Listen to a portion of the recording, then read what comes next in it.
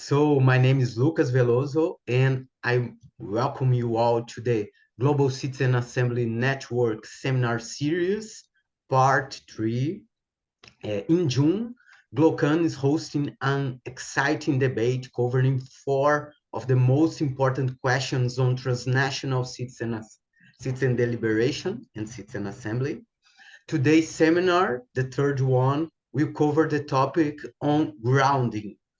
The question that will guide our reflection is, how can global citizen assemblies connect to local contexts?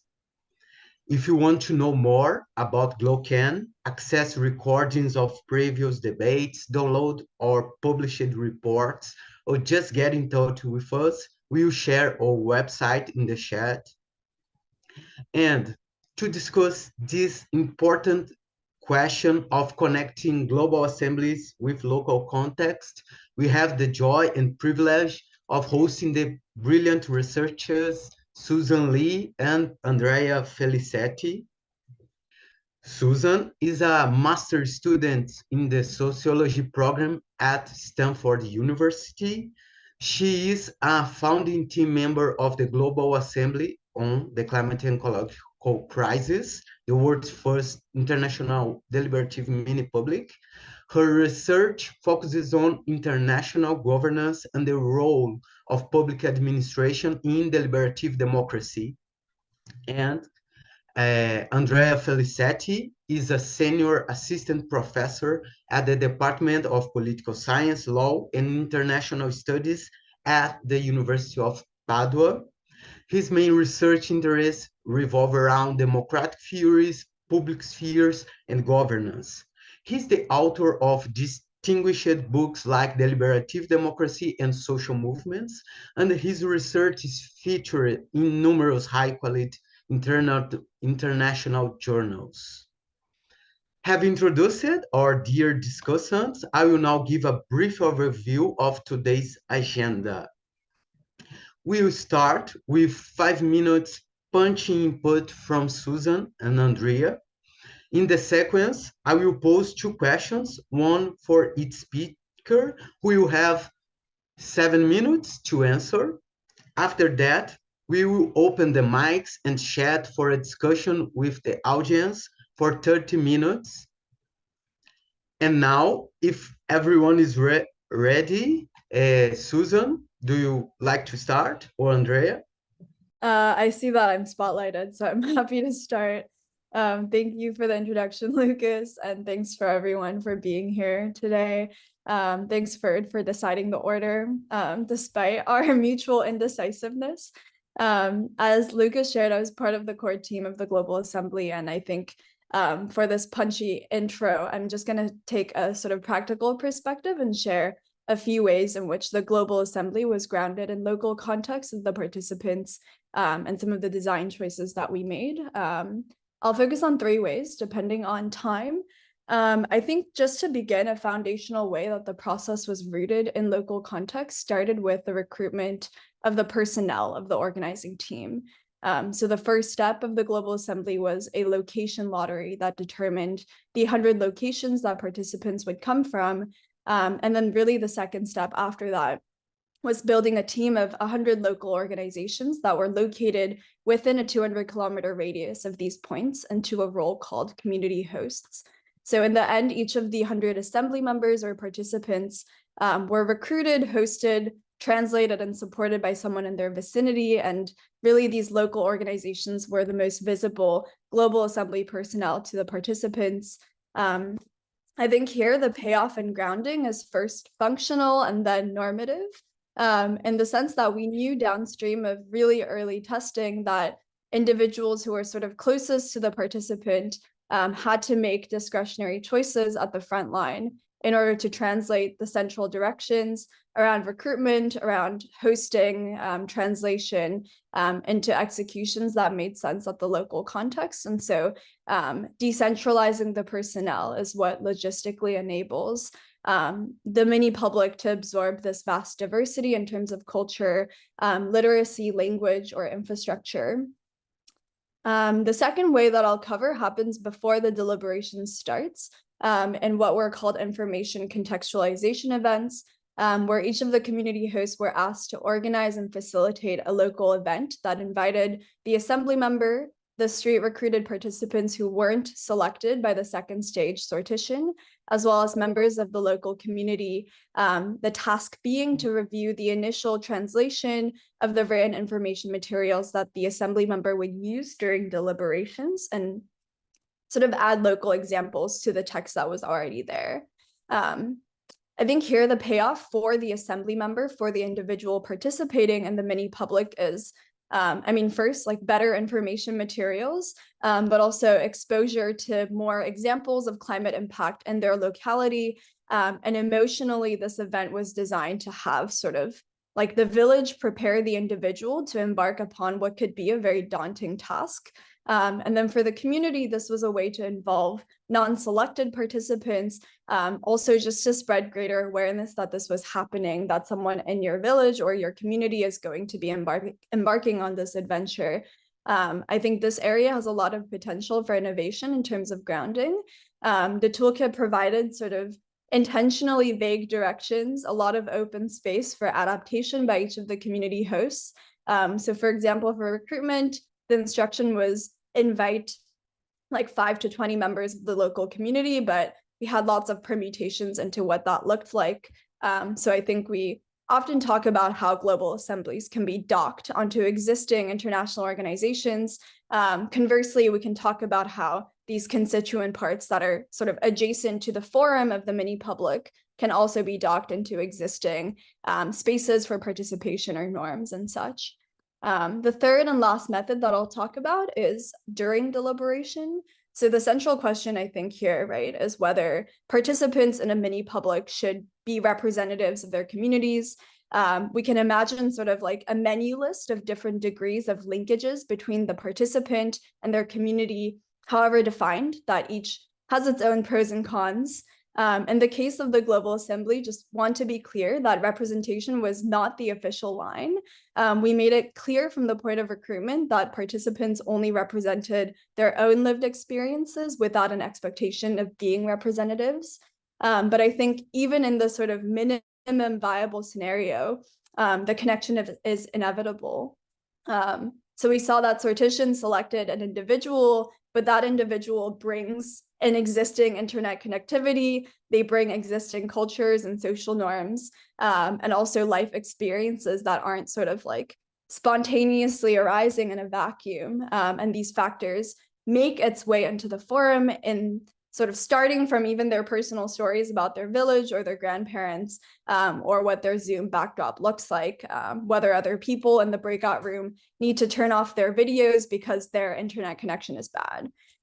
So I think here the assembly members haven't opted into like any sort of official representative claim over their communities. They're not responsive to them in any formal way, but the local is still visualized, if not represented in a formal way.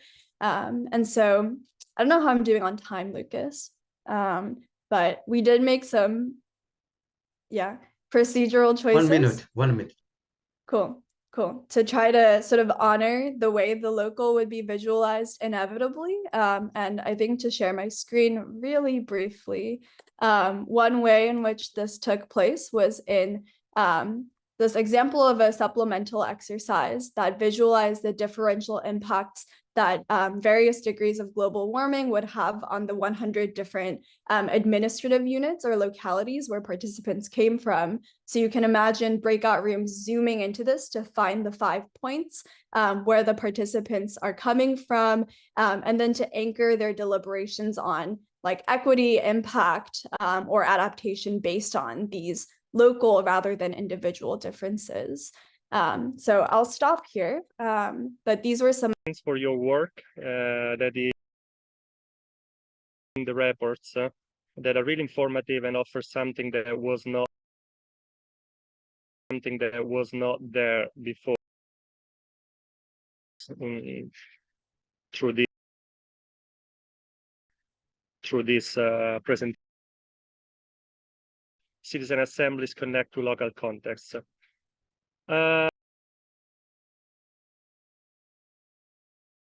I'm confident but I think it's a tough call. And we should into serious consideration. And that doesn't mean citizen assemblies are destined to fail. Connection can be established, helps us understanding what kind of citizen assembly objectives it can pursue and what it objectives it's better not to pursue. I would ask accordingly is whether citizen assembly public to the local context at all. For sure, for instance, in a shallow way, by means of random selection. However, I think we are referring here to a deeper the involvement of the social and political texture of local to that. And I would this task is all the more difficult for global citizen assemblies. Rather, citizen assemblies are being offered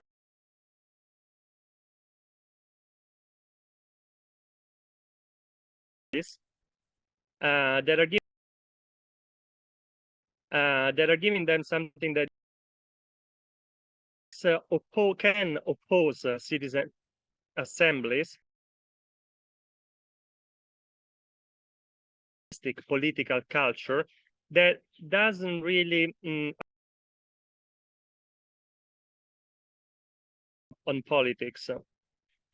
However, there are occasions in which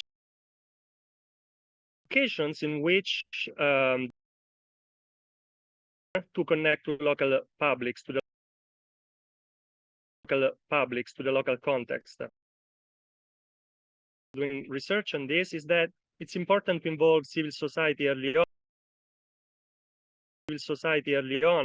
It's important to understudy. For instance, by the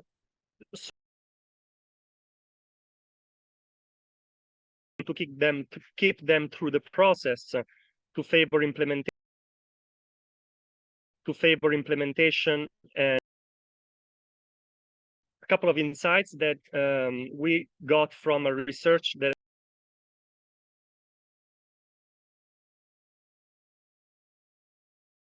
the politics of genome editing. We look at now, if we look at this, we see that a lot of civil society is against genome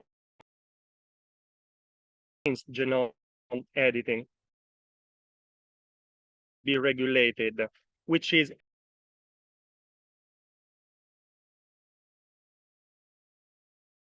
we observed does not care much about the process.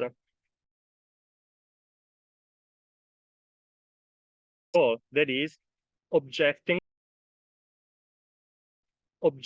to same issues as those sponsoring citizen assemblies on genome edit, and the bulk of citizen assemblies on genome editing is for a global citizen assembly on environmental more supportive than what we saw in genome editing. Here for the sake of time, and I'm very glad to engage with you during the Q&A.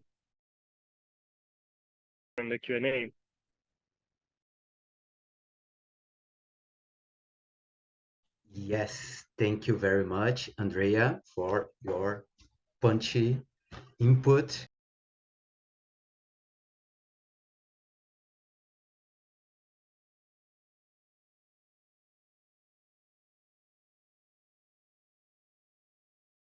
minutes for each answer. So let's do it. Now, first, for Susan, thank you so much for your presentation. In my view, one of the most promising strategies that the Global Assembly attempted to promote connection with local contexts was supporting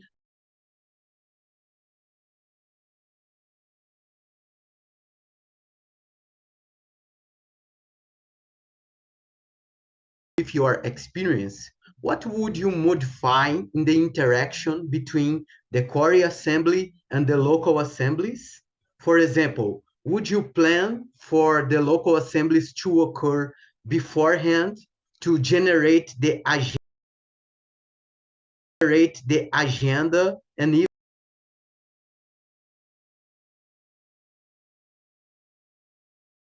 to occur afterward the core deliberative sessions of the Global Assembly as events with the aim of translating Global Assembly general recommendations to the local context.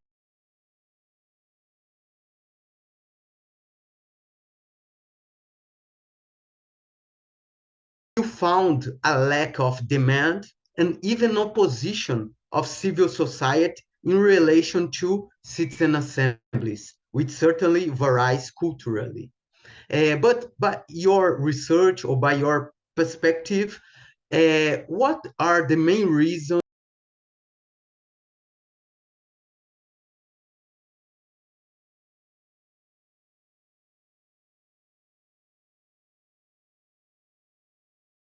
for practical innovation, or people just don't want to support a project they did not ask for or not participated in planning and organizing, or C, are there stronger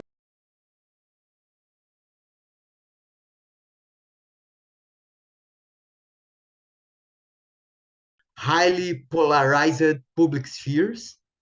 Those are my questions. Feel free to answer as you wish. Thank you.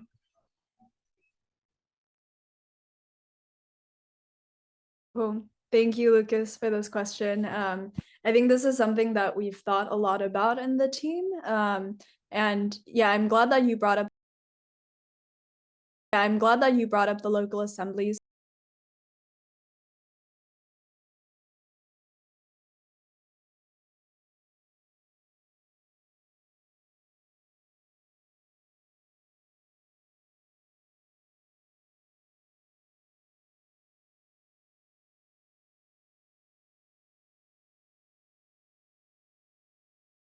Get from the method of a mini public with the broader representation and other benefits that would come from bottom-up local assemblies that were organized by the community. I mean, obviously, we're talking about 100 locations selected through the global location lottery in this first iteration, which is not even like a half comprehensive attempt at representing the different localities around the world. And so this was an important design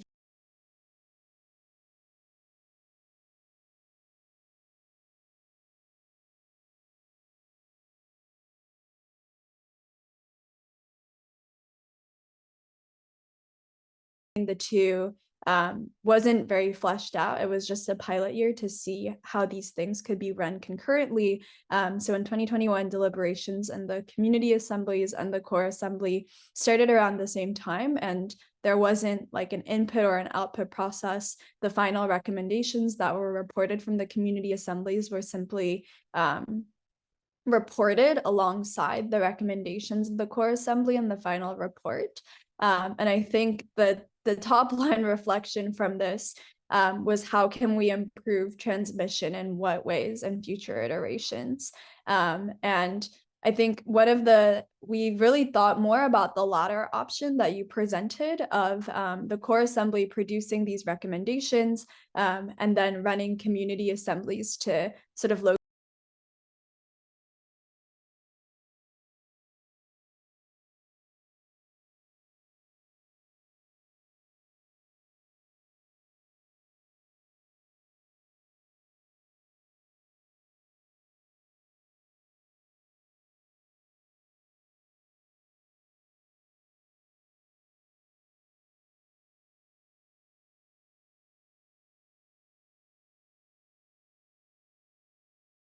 like the operationalization of specific policy issues, or which ways that trade-offs would swing.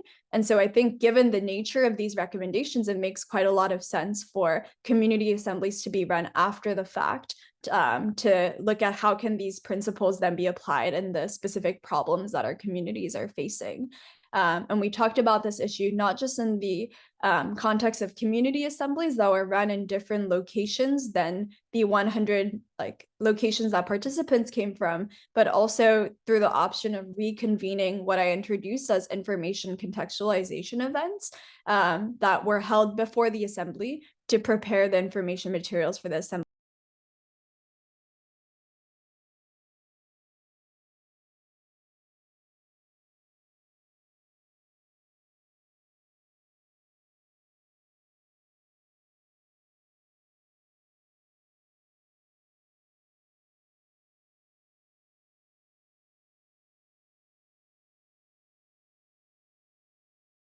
Democratic innovations can be linked together. And so I don't want to give like a sort of definitive prescription on what would make the most sense at the global level.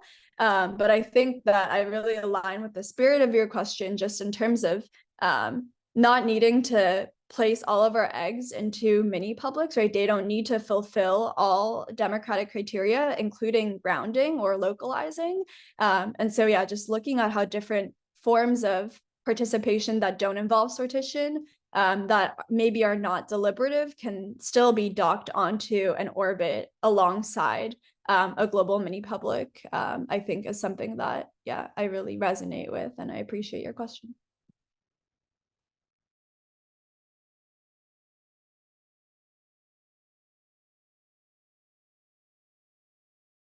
About the reasons for this opposition. I should clarify though,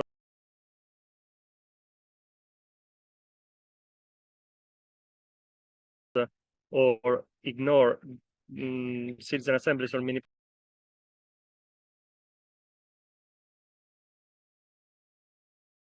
So I'm just instead looking at what we find. Against the democratic innovations in general,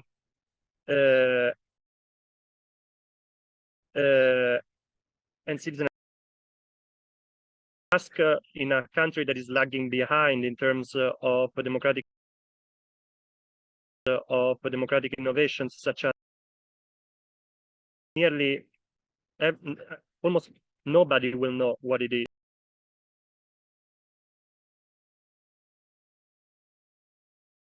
Democratic innovations started, people might be more familiar.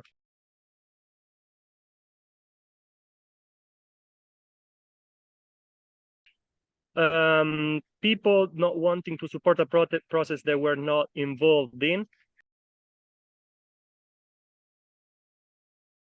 As we know from research on social science, whether to engage or not with institutions, and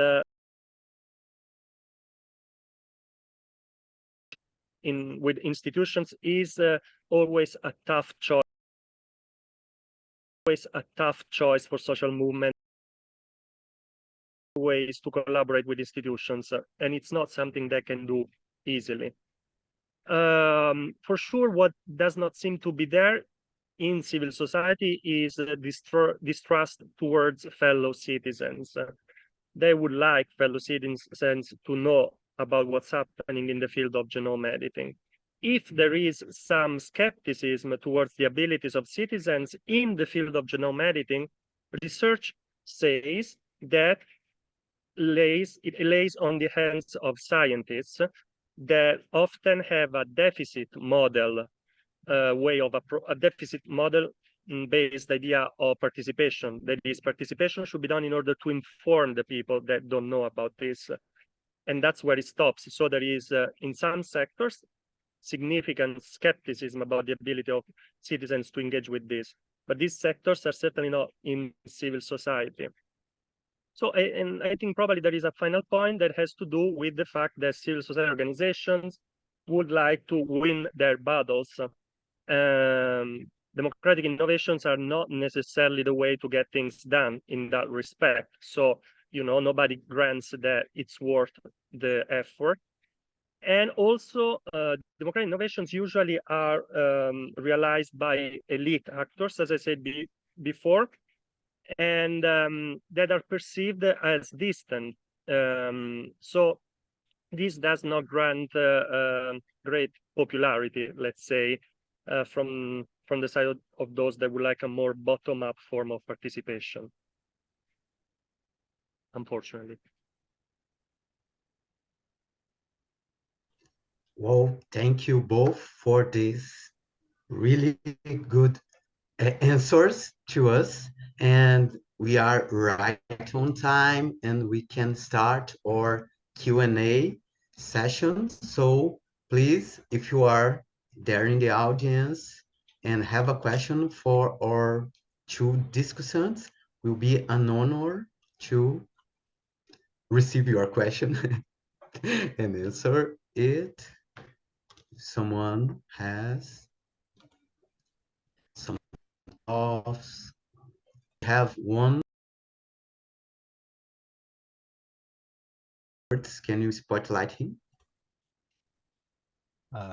Thank you. This is actually just more of a comment than a question, that because I find this civil society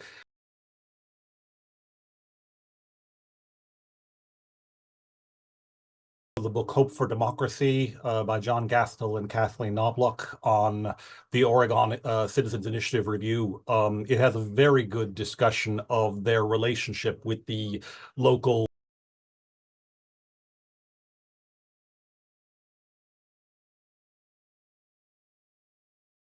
suggested of they have goals that they want to achieve, and they have a set of ways that they know how to achieve it, and they're very suspicious, it seemed like, from the message I got from reading the book, of any that way that did not go.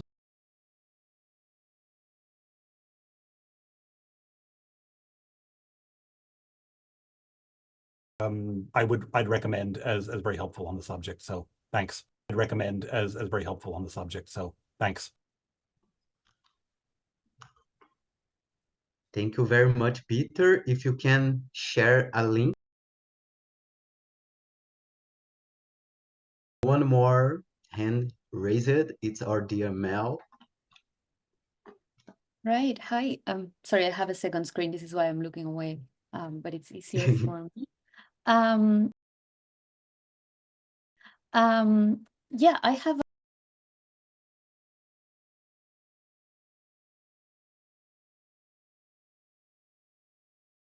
should global deliberation connect to local context, and who benefits from that? And to give a little bit of context to my question, so I would really like to hear some normative arguments here as to how that should, why that should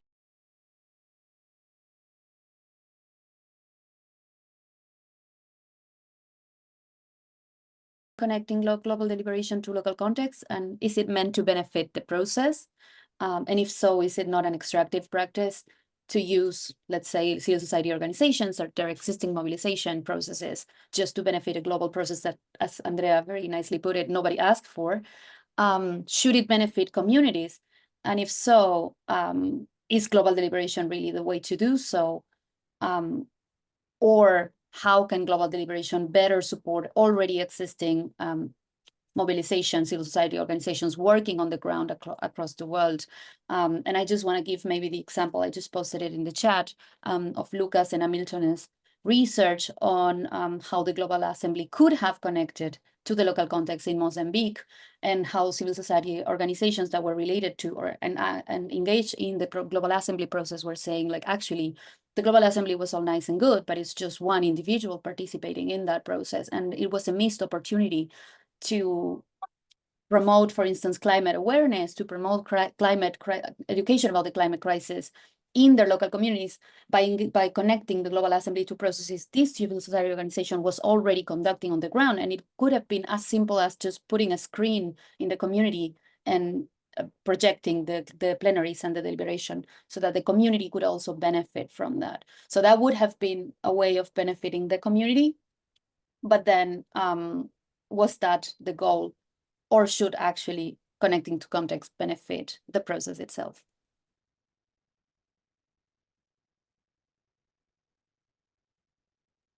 Yeah, I think I can jump in here. Thank you for the question, Mel. I think the short answer is that it should probably do both things. And maybe the first lens that I can offer to answer the question is from the participant experience or safety lens. And so to be clear, this is like an individualistic benefit, right, of local grounding, in the sense that grounding can improve the participants' experience, but also their safety throughout the process. And I think having been centrally engaged with the process of working with the participants, this is something that's quite salient in my experience. We saw like quite a direct correlation between the degree and features of grounding on the participants' experience and their safety during the core assembly of the Global Assembly. And so I think like a really obvious example of this is that some of our participants were coming from like very different political and social contexts. We had participants engaging from what we called so-called authoritarian regime contexts that had its own sort of unique challenges and barriers to engaging in this kind of process. And this wouldn't have been possible if not for the connection with local hosts who are able to I mean, first, we're willing to engage in the process because they saw the merit in it, but also able to maneuver sort of like the very specific hurdles, whether it looked like choosing a specific like location or hour to engage with the participant in the deliberations. And so in this sense, like the global process would have been impossible if not for the local grounding and personnel. I mean, I guess one like sort of important tangent addendum to that is also that sometimes grounding, despite being oriented around the benefit of the participant, can also come at the detriment of participant safety. And so we saw this quite a bit in some locations where there was like sort of ethical misconduct by the community host. And so I think this is like probably a good reminder that the local, like the global, is not always good. And so we had, I think, reported cases both in our internal report, but also in the external evaluation of instances where community hosts withheld pay or, I don't know, sort of reproduced paternalistic norms during the translation process, whether it meant like speaking on behalf of the participant. And so, yeah, I would say the first part of the answer to that question would be that grounding should benefit the participant. In terms of sort of like the ways that grounding can and should participate the local community, I think this was something that like the normative appeal and commitment to was there in the first iteration, but maybe like just the logistical manpower of translating normative commitment into logistical reality wasn't there. And I think part of that has to do with a sustainability problem for many publics. And so we see these one-shot processes that are like a huge spurt, often contained in a very short period of time between convening partners, but also local partners. And then there's questions about the sustainability of funding, what comes after the mini public forum ends, and how to continue to sustain what was already like a very burnt out group of organizations in the designing team. And I think like we, more than anyone else, dream of different configurations that internal governance and the sustainability problem could have been taken. And yeah, I think internal governance is like a central component of answering this question. Yeah, I'm quite inspired by some of the the provocations that were laid out in the external evaluation around the split between convening partners and who are making sort of decisions and implementing local partners who are doing the like operationalization or manpower of those decisions. I think maybe like one of the important factors in many publics continuing to have impact in their localities is to create a sort of porousness between these two groups of people. So in the case of the 2021 assembly, the location lottery happened in June and deliberations started in October. And so that, I think, timeline just very much like invigorated the split between decisions being made early on in the process and then implementation being this like central focus of the role of community hosts. I think there are very different permutations that could have happened if community hosts were more involved in the decision-making process and early planning stages of the Global Assembly. That would have also made sort of fostered greater buy-in in the procedures and how to adapt them into local contexts, rather than sort of having to check off a laundry list of execution items required to make the Global Assembly work. So yeah, I think these are some of the considerations I would put forward in answer to the question.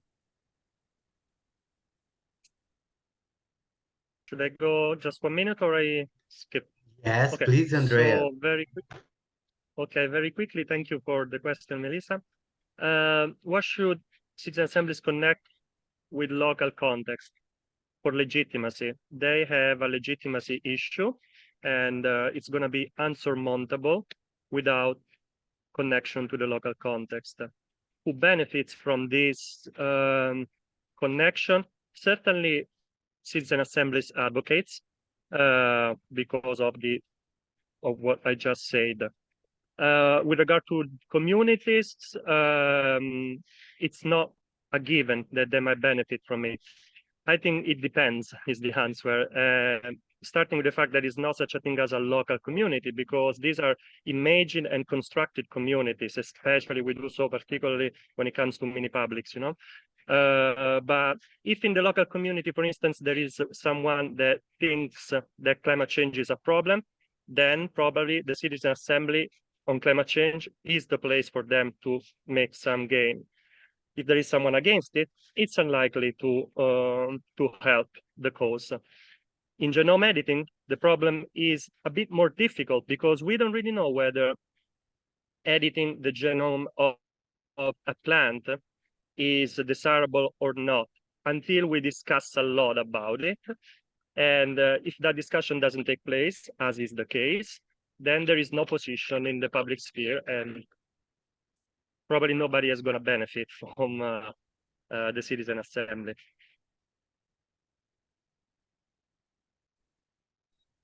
Yes, thank you both, Susan, Andrea, for the important answers. Now we have one more questions from David Iguas. Will be spotlighted, David. Hello, can you hear me? Can you hear me?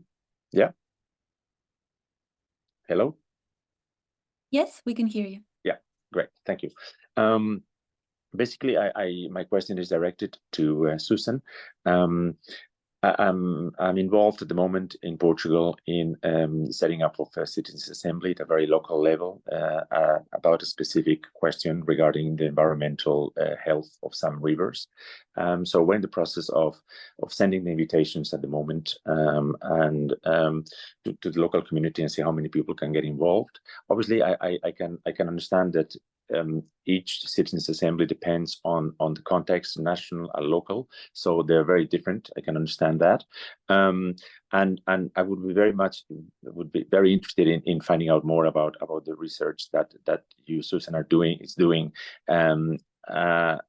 in all these countries, because obviously the more ideas you get from different regions, they can be very helpful to adapt sometimes at the local level. Obviously, some not. So basically, what the process we're doing, and I'd like your opinion on this. Obviously, it's very subjective, but this is more or less what we're deciding to do. Is so we'll be sending out the invitations to as many associations or organizations at the local level, and try and set up through sortition then a citizens' assembly, and then the recommendations that come from that will be shared in a local forum, and hopefully will be kind of a referendum, so that people from a broader part of the community can actually get involved in the decision-making process. So this is, in a nutshell, what we're trying to do. So I would like your opinion on that, if you think that it's more or less a good strategy, or if you have any ideas on that. Thank you.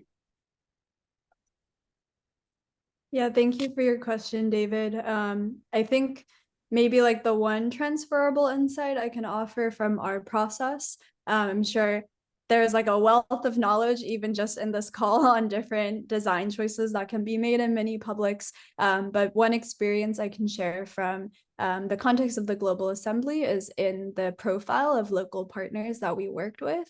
And so in the selection of community hosts, we sort of intentionally strayed away from those that were involved in the topical issue of the assembly, which was climate change, and focused on recruiting what we called community organizations that were like examples like libraries. We even had gyms, or like women's organizations and co-working spaces. And so these were sort of unusual suspects in the scene of global climate governance that we thought would be more opportunistic as a way to sort of like share the process of mini publics, and on the flip side, people who would be more sort of involved with the like everyday non-associated fabric of the communities that we selected. And I think there were pros and cons of each. On one hand, like the process felt quite comfortable, I think, for many participants, because like these organizations were sort of more connected with the lay community than perhaps like climate organizations that were already associated with COP. And we saw like sort of an alternative mechanism to the associational politics that generally connects individuals to international organizations. And so we see like a regular lay person from Daejeon, Korea, connected to COP26 through a student organization at a university, as opposed to a climate organization already registered in the green zone. And so these were some of the dividends that this choice played. But I think in hindsight, we also like saw a very clear need to be more connected to the civil society space around the topical issue of climate. And so I'm not sure if this is a trade-off that your team is facing in the recruitment or reaching out of civil society organizations. And I don't think we have a super clear answer to the different profiles of civil society actors that should be involved in the process, either as advocates or as part of the organizing team. But these were some of the trade-offs that we considered. Okay, thank you, Susan. Thank you very much.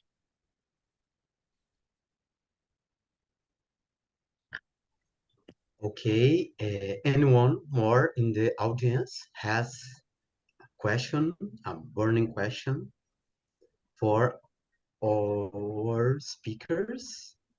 Because I have another questions. Mel have another question. If no one, Antoine. Hey, hello Yes, everyone. yes, we have another hand. Hello everyone. So actually, it's Welcome, my friend. also makes me think if we shouldn't reverse the thinking about what does it mean for local deliberative processes to network at transnational level.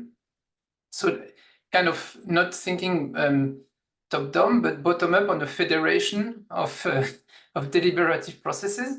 Because to react on what you say, Melissa, I think the added value is, for me, clear, and I know it was a provocation, but it's clear because of the nature of some of the problems we need to have collective decision-making upon. And there is already a kind of way for global policymaking, but the transnational and the citizens' perspective of that is not there.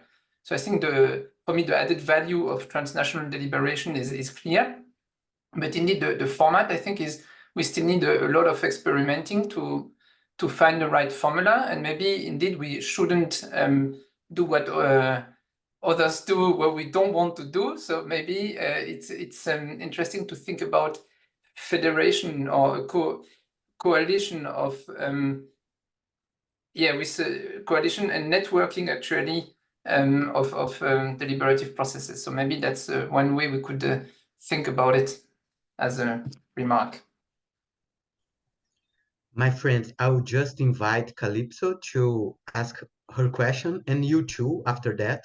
Calypso ask a 1-minute question, and you have 2 minutes each to react to the 2 questions.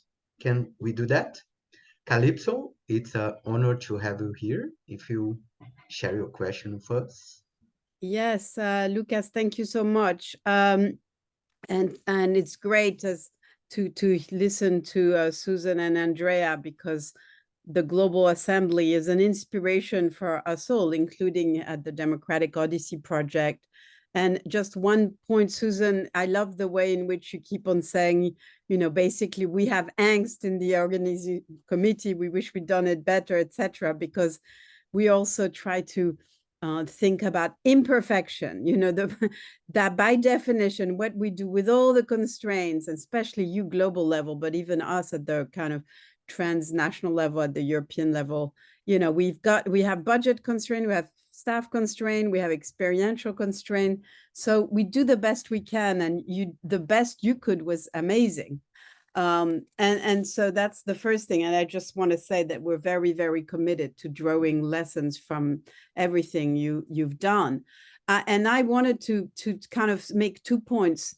One is the question of sustainability, very related to the constraints. To what extent you were just saying, in fact, both of you, that you know, it depends on who the local leaders, etc. So how do we create incentives for the process to be sustained without you, as it were, once you're gone, and once we're gone, once you're gone, and once we're gone. So that's, and you've touched on it, but I think it's really important for all of us, and we're trying to think very hard about that. And the second is totally building on what Antoine just said. I mean, he talked about federation, alliances. So there can be alliances between all sorts of assembly process, and there are. I mean, it's a community. But in your own assembly process, you talked about the parallel community level and core level.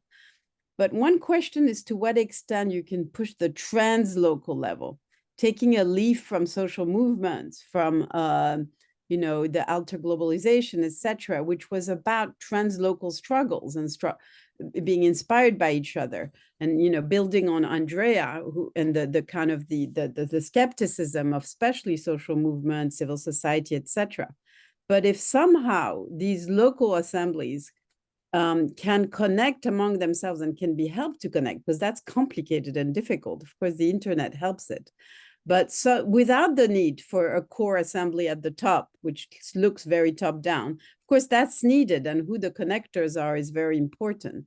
But if we can think together of this kind of challenge of translocality over time, that I think that could be, and of course, you know, how can you think about that, and how can we think together about that?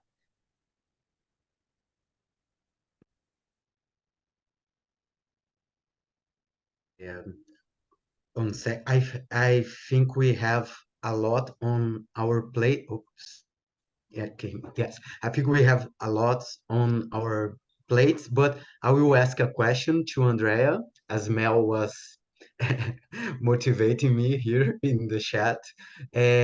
Just a hypothetical, speculative question for Andrea. If hypothetically we managed to achieve an empowered inclusion of civil society in a global assembly, what do you think would change in terms of design if those actors would be invited to the governance of a global assembly? For example, in the research we conducted with Mozambique, one wish that representatives of civil society expressed was to transform the idea of individual citizen representation in a citizen assembly to a community or a collective representation of people in a global assembly. Just a speculative question. What do you think would change in terms of normative design of mini publics? Thank you. Susan, you can answer the other questions. We rotate. Who goes first? Yeah. Whichever wants to go first. You can go first, Andrea. Okay, yeah. Thanks a lot for all those questions. I start from Lucas, but it's somewhat related to the other ones. Thanks once again. So I think if we manage to include civil society, that brings, besides legitimacy, a lot of originality. So original thinking, and original political thinking brings politics into this. Civil society cannot really afford to experiment much. So if they have to experiment, they experiment in their own thing. When they're collaborating with someone, they want to get things done. And that urge to do politics is highly beneficial to highly abstract things like mini publics. And also you get a lot of no's, a lot of red lines. So you can never have a civil society on board if you don't have an actually open-ended process in a way. So, for instance, in the mega project regarding the train connecting Italy to France, we've seen that the problem is that civil society was invited to join, deciding on where the train had to go through. But civil society did not want the train to run in the first place, not all of it, part of civil society. So if you involve them, you have to be open to the zero option, okay? And this forces you to democratize the process. I'm not saying that one side is right or wrong, okay? Then the transnational issue, the need to connect, mine are friendly criticisms, and I would love to have said something different, but that's not what I observed. So I can say what I saw. I think this need of transnational work is of utmost importance. Great work is being done in the European Union. That's the one I'm aware of. There is likely going to be other elsewhere. Perhaps a federation of citizen assemblies is the right thing to do, but we already have something that is valuable, and it's very low on hierarchy, I would say, in terms of institution. It's the NOCA, the knowledge, the association about knowledge for. Okay, that is a form of transnationalizing the problem and solving it out. I'm all in favor of a federation as long as it doesn't add to the burden. And one last thing, from social movements, we've learned that their own democratic innovation work through adaptation and adoption. So this mechanism of learning from each other is really important on how democratic innovation gets promoted outside of institutions. Thanks once again for the possibility of reflecting with you on these topics.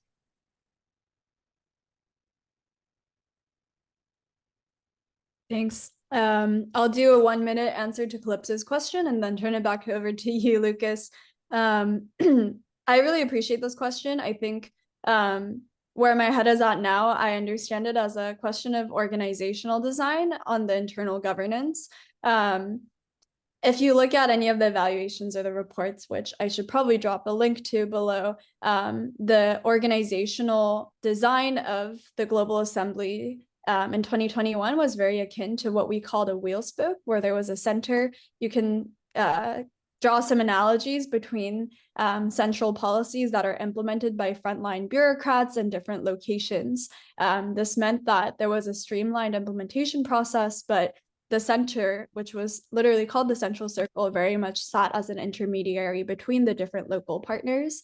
I think there's a need to reconfigure this, right, in order to enable, and like that is the organizational barrier to enabling some of the points that you mentioned, Calypso, around enabling translocal connections without the need for there to be a fully funded central team that is also the convening organization behind global processes. And that is what allows the connections to continue to be made after the funding drops out for the process formally. So those are some reflections that I had from a practical perspective, but I really appreciate the question. And yeah, again, the opportunity to reflect, as Andrea said. Lucas.